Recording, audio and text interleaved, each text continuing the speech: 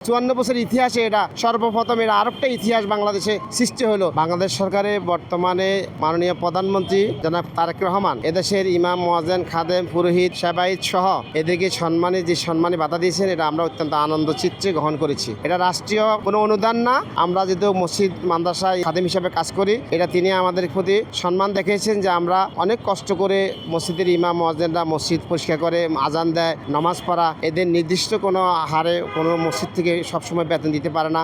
সকল মসজিদের আর্থিক অবস্থা আমার ভালো না। এই জন্য তিনি বাংলাদেশে প্রায় 4 লক্ষ মসজিদ সহ অন্যান্য ধর্মাবলম্বী যারা আছে তাদের কথা চিন্তা চেতনা করে একটা পরিকল্পনা করেছেন। নির্বাচন আগে তিনি ডিক্লারেশন দিয়েছেন এবং তিনি সেই ডিক্লারেশন অনুযায়ী আজকে তিনি তার সেই কথা বাস্তবায়ন করেছেন। এই জন্য আমরা মাননীয় প্রধানমন্ত্রীকে অভিনন্দন জানাই, মোবারকবাদ জানাই, তার সুস্বাস্থ্য এবং দীর্ঘায়ু কামনা করি। আল্লাহ পাক রব্বুল আলামিন যেন এই দেশ এবং জাতির জন্য, এদেশের গণতন্ত্রের জন্য, এদেশের সার্বভৌমত্বের জন্য, ইসলামী মূল্যবোধের জন্য আল্লাহ তাকে ন্যাক হয়ে দান করে। 54 বছরে কেউ দেয় নাই, এখন উনি দেওয়া শুরু করেছে।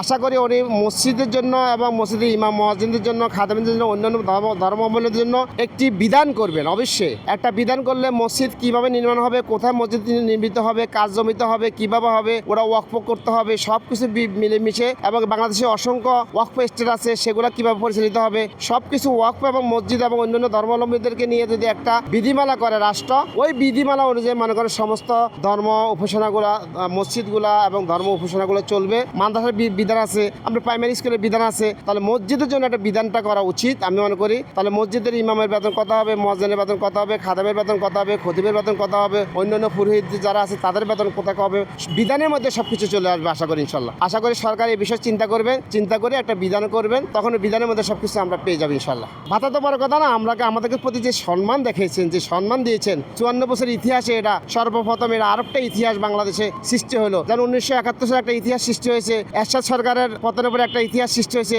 2024-এ একটা ইতিহাস সৃষ্টি হয়েছে, আজকেও কিন্তু বাংলাদেশের মধ্যে আরেকটা নতুন ইতিহাস সৃষ্টি করেছেন জনাব তারেক রহমান। এই জন্য তাকে অভিনন্দন, ধন্যবাদ জানাই।